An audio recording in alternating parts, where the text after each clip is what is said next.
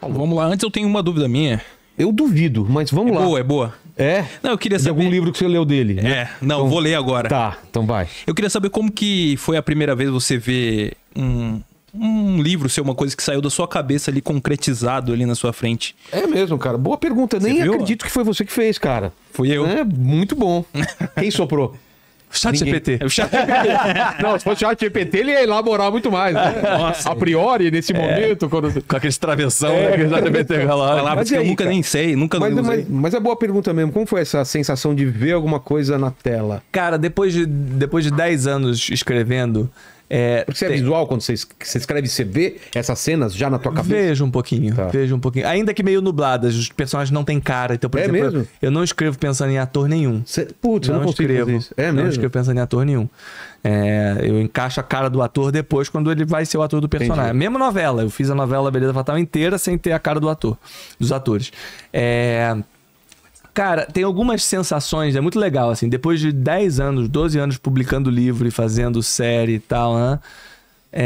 Tem algumas sensações que nunca vão embora. Por exemplo, quando o primeiro exemplar do seu livro que você acabou chega na sua casa. Aquele cheirinho. Parece bebê. Você fica andando pra todo que é lado com o livro, você fica assim, aí você cheira, aí você lê, você fica, tal. Então, primeira coisa, é uma sensação que nunca vai embora. Série é a mesma coisa. Quando você vê a sensação de ver pela primeira vez uma coisa que você inventou e que beleza, você acompanhou, você viu as filmagens, você participou dos cortes, blá, blá.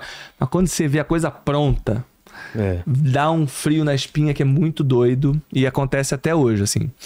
E no caso do Dias Perfeitos, que acaba de virar série, foi mais legal ainda porque o Dias Perfeitos, ao contrário do Beleza Fatal, do Bom Dia Verônica, é uma série que ela não foi criada por mim, ela não foi adaptada por mim, ela foi adaptada pela Cláudia Juvan. Eu acompanhei de perto, sim, ou seja, eu lia os roteiros, eu dava notas. Na hora das filmagens, eu assistia as filmagens, eu vi os cortes, dei nota. Ou seja, eu participei de tudo, mas com uma distância um pouquinho maior do que em geral eu faço. Então, a primeira vez que eu vi um episódio montado inteiro, eu comecei a chorar. E olha que eu não sou chorão. Sério? Não sou chorão. Porque eu falei, cara, eu era aquele moleque de 23 anos quando escrevi esse livro. Quando eu ia imaginar que esse negócio ia virar uma série do Globoplay, com esse alcance, com um elenco incrível. Tem Débora Bloch, Fabiola Nascimento no elenco, a Júlia Dalave e o Java Bambirra são o casal protagonista. E a série tá muito legal. A série é muito, muito legal. Tô muito orgulhoso. Vou ver. Quero ver. É uma série que você olha assim e fala, tem cara de série premium, sabe? Assim. Então até hoje eu me emociono com isso, quando o livro chega, quando série fica pronta. E a outra coisa que eu também adoro, também não me acostumo, é quando o leitor vira pra mim e fala, passei a gostar de ler por sua causa. É muito legal, né? É uma resposta. Agora eu tô vendo outras coisas. Agora eu tava em Salvador, participando da Flipelô. E aí 2 meninas viraram pra mim, cara, eu faço letras por sua causa. Porque eu comecei a gostar de ler por sua causa e decidi fazer letras e minha tese... Mas nunca ninguém falou você. Como carne humana por tua causa. Não, esses não. Ainda bem, Ainda né? não. Ainda não. Mas já sabe, Sequestrei minha namorada por tua causa. por tua causa. Me matei por sua causa. Nossa! O cara puxando o pé na tua cama, acorda, é um espírito, né? Então, mas eu vou te falar uma coisa, eu acho, é a teoria realmente que eu tenho, tá?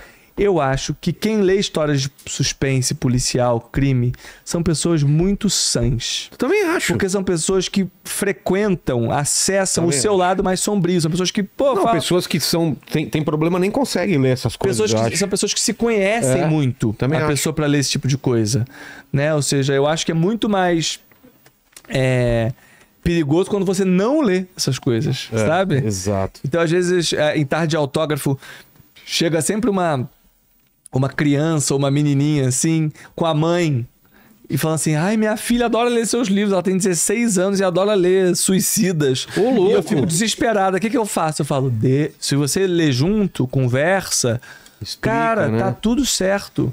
É melhor isso e ela vai ganhando maturidade. Mas acho que tem a ver mesmo. Meu filho, por causa de TikTok, essas coisas também, tem muita cena qual é a série lá da coreana? O Round 6. Né? Round 6. E, cara, eu via quando eu tava vendo, ele tava lá, mas ficava olhando umas cenas e E, tipo, pra ele é outra coisa. Aquele sangue não tem o mesmo peso que é pra gente, né, cara? Exato. É louco como ele não sente a parada. E eu tô falando pra ele, você sabe que daí são atores e não sei o quê. Então eu acho que tudo explicado, né? Até porque a gente via muita coisa... Eu via muita coisa violenta. Você vê 14 anos de Jogos Mortais, dá nisso. Exato. Mas você tá com um livro... você tem um livro mais pro público infantil juvenil, né? É, porque de tanto ouvir... Os seus são mais... É público adulto. Meus livros são pro público adulto, mas eles, justamente porque eles viralizaram muito nas redes sociais, né? Especialmente no TikTok e no Instagram. O Jantar Secreto é um livro muito recomendado no TikTok e no Instagram. E por causa... Justamente por isso, por jovens. Então ele é um livro... São livros adultos, com temas adultos, mas muito lidos por pessoas a partir de 15 a 16 anos. Eu já tenho muitos leitores.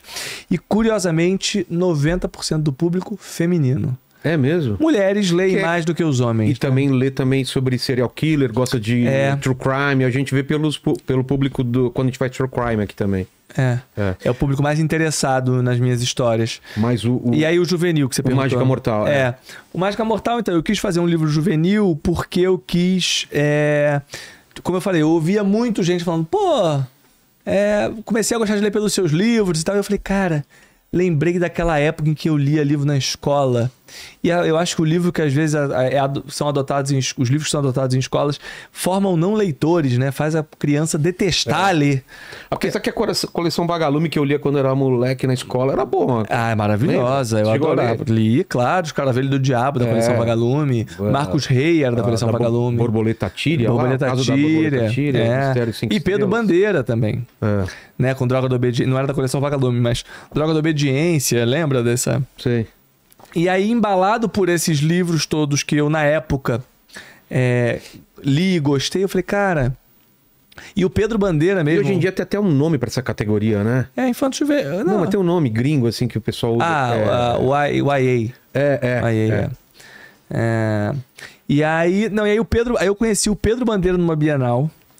E quando eu encontrei o Pedro, cara, além de Agatha Christie, Conan Doyle e tal, era Pedro Bandeira que eu lia. E aí eu falei, caraca, Pedro, que legal, eu virei escritor policial, de suspense, de mistério, e um dos primeiros que eu li foi Droga da Obediência.